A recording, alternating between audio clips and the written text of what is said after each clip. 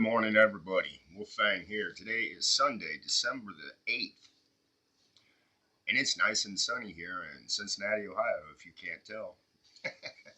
So I have to rearrange everything so it's not so bright on one side.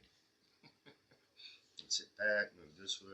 No, doesn't matter. We got the big picture window right there, and there's not a cloud in the sky. It is nice and sunny here.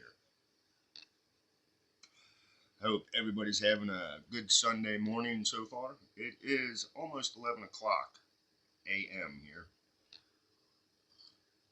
Yes, I'm drinking coffee. Oreo trivia.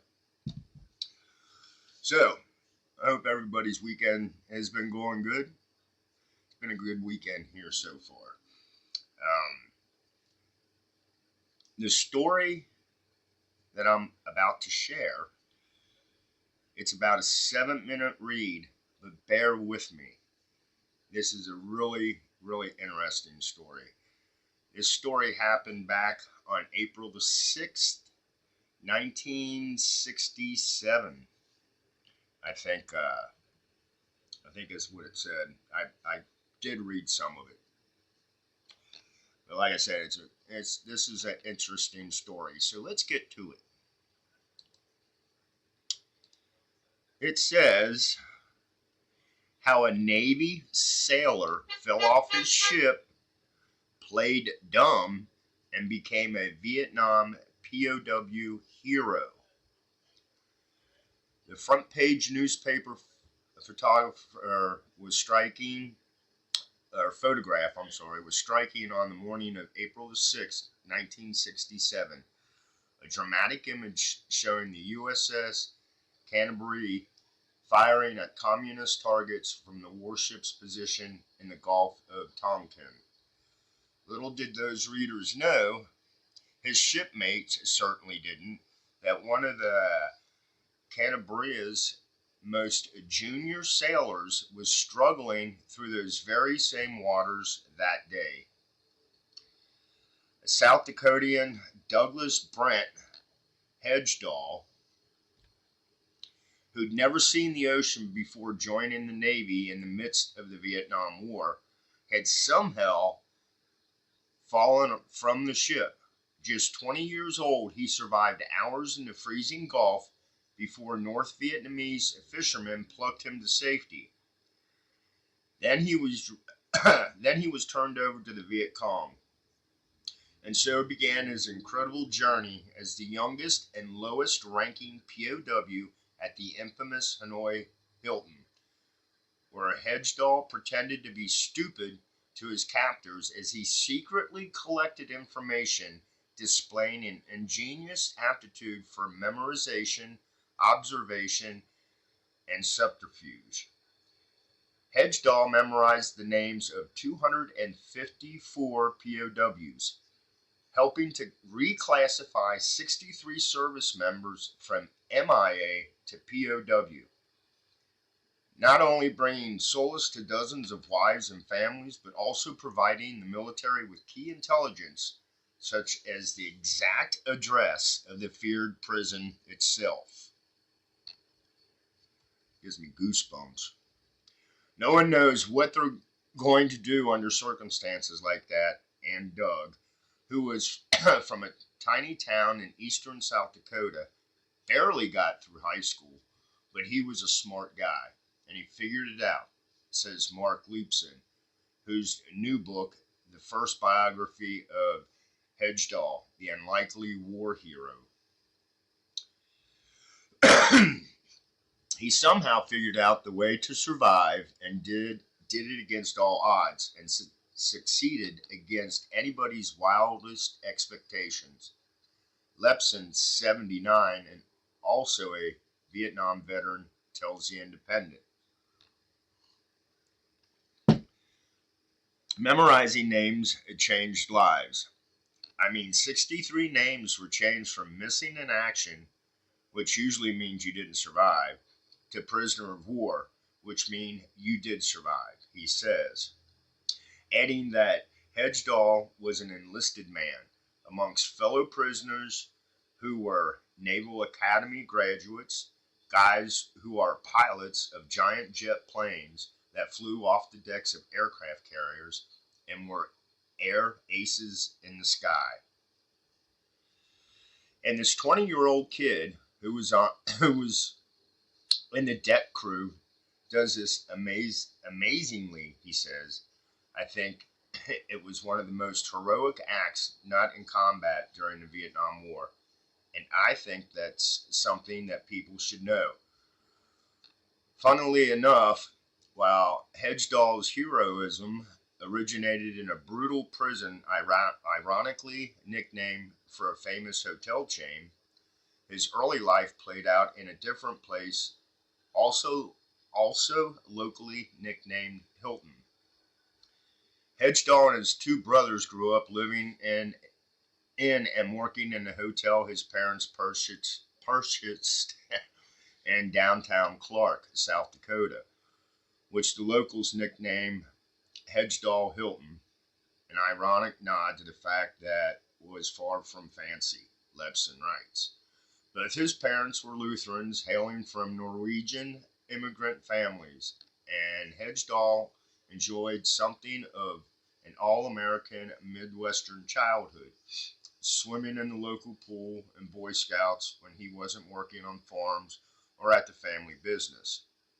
He was known as a playful, well-liked practical joker, but didn't apply himself at school. Sounds like me. Taking more than 4 years to finish high school and graduated at the age of 19 and a half. He was also a prime candidate for the draft as America continued its highly controversial war effort in Vietnam. His mother convinced him to join the Navy before he could be conscripted, reasoning that it would be safer than in-country combat. After training in San Diego, Hedgedall got sent to the Canterbury in February of 1967, and 2 months later found himself aboard. No one, including Hedgedall, has ever been able to explain how he ended up in the water. The 6-foot, 225-pound apprentice seaman remembered getting up from his bunk and leaving behind his thick eyeglasses before going up to the deck to watch the guns firing in the dark. I can't tell you how I fell from my ship, Doug said after his release. All I know is I walked up on the deck, it was dark, and they were firing, and the next thing I recall, I was in the water. Luckily, the former high school athlete was a strong swimmer. He treaded water for hours before fishermen spotted and rescued him, then turned him over to the Viet Cong. 2 days later, he found himself at Hanoi, better known as the Hannah Hilton, where U.S. prisoners, including future presidential candidate John McCain, were brutally tortured during years of captivity. At first, the North Vietnamese interrogators figured Doug Hedgedall for a spy who concocted a dubious tale of falling off his ship from the Tonkin Gulf, Lepson writes. But he soon convinced them that he was anything but a CIA spy, that he was, in fact, a lowly enlisted man who had no knowledge about any Navy operational information that could be useful to them, and that he really was blown off the deck of a ship. But he also conned the North Vietnamese into believing that he was a bumbling fool by playing it dumb when they interrogated him, so much so that the guards started referring to him as the incredibly stupid one. That's awesome. Good for this guy. Hedgedall's ploy and the sense of humor he managed to cling to helped him glean information and work against the enemy as he dutifully memorized names provided by other prisoners. I had probably the most embarrassing capture in the entire Vietnam War, Hedgedall said in 1997 interview Lespin quotes in the book. I found that my defense posture was just to play dumb. Let's face it, when you fall off your boat, you have a lot to work with. Lapston's book outlines how while sweeping the yard, Hedgedahl was also sabotaging Viet Cong vehicles by suppressively pouring sand and gravel into gas tanks. On more than one occasion, he was taken away from the prison to support various North Vietnamese propaganda efforts, allowing him to pinpoint and memorize Hanoi Hilton's exact location. He was given a little bit of freedom compared to most of the guys, and he was able to scout around and look and report back on torture he had found out the address of Hanoi Hilton. Lespin tells The Independent. Hedgedahl and his inconceivable routine continuously thwarted propaganda projects by the Viet Cong, including an attempt to reenact his watery capture on film. Lespin laughs about the way he outfoxed them. Directed by a propaganda filmmaker and surrounded by villagers serving as extras, Hedgedahl repeatedly pretended not to understand instructions, instead playing up and acting out during what should have been scenes. He got the villagers, who were supposed to be like extras in the movie, all on his side. And they were laughing and joking, and he was able to frustrate the director to the point that it never got made, Lespin tells The Independent. He quotes a 1972 interview given by Hedgedahl, who sought to escape the spotlight as time went on after his release, in which he says, "I was so mad about their propaganda that it became a personal war to think how I could mess it up." Hedgedahl's savviness and knack for memorization caught the attention and respect of superior officers in the POW camp, who ordered him to accept early release, which U.S. military prisoners are forbidden from doing according to the established code of conduct. Hedgedahl refused a direct order the first time, but eventually relented, and he went home in 1967 with vital information. He helped with the intel, in addition to the names, was part of the reason for that. In the fall of 1969, the North Vietnamese, and I write about it in the book, changed the treatment of prisoners for the better, Lespin says. Torture didn't stop, but it did lessen significantly, and some of their structures were taken away. For instance, communication. Roger Shields, who served as Deputy Assistant Director of Defense for POW/MIA Affairs from 71 to 77, explains in the book that after Hedgedahl provided names to the Pentagon, "We told the North Vietnamese, you are responsible for the salvation and the survival of these particular men, thereby putting the onus on the North Vietnamese in a way that they had never been done before." On the same day, the Hezbollah participated in his first post-release press conference. Speaking from Bethesda, Maryland, Ho Chi Minh died, prompting a change of leadership that also coincided with pressure of the communists from the Nixon administration regarding treatment of POWs. The final prisoners were eventually be released in 1973. Hedgedahl joyfully reunited with his family upon his return, and his parents had ensured his military paychecks were invested during his time as POW, allowing him to buy a home near the beach in San Diego, where he decided to build his life. The veteran began working as an instructor in the Survival, Evasion, Resistance, and Escape SEER school in San Diego Bay, where he was especially apt at giving advice on how to survive in a POW camp, Lespin writes.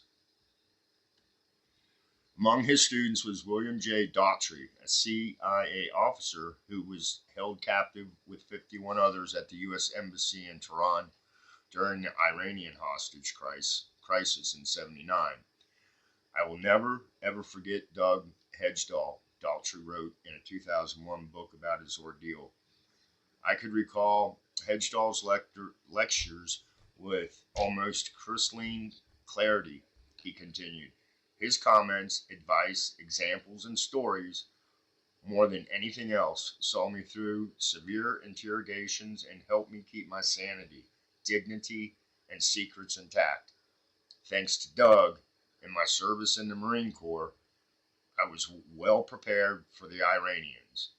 Doug retired from SEER in 2001, continuing to revel in his privacy and comfort of his adopted seaside city. More than 3 decades after his savvy POW tricks made invaluable contributions to the war effort.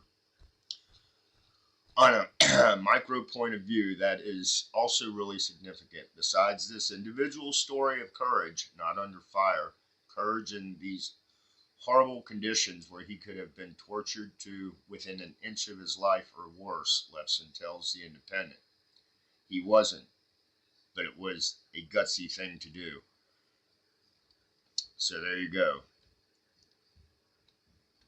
That's a picture of the guy. But he fell off his Navy ship. And those, I don't know how many stories high those ships are. But like I said, that's an interesting story. So, this is Wolfang.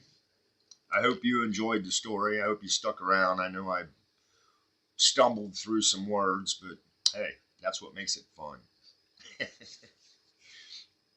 Have a great Sunday, people. Enjoy it. Back to work on Monday. So, anyway, blessed be, stay safe. Have a great day.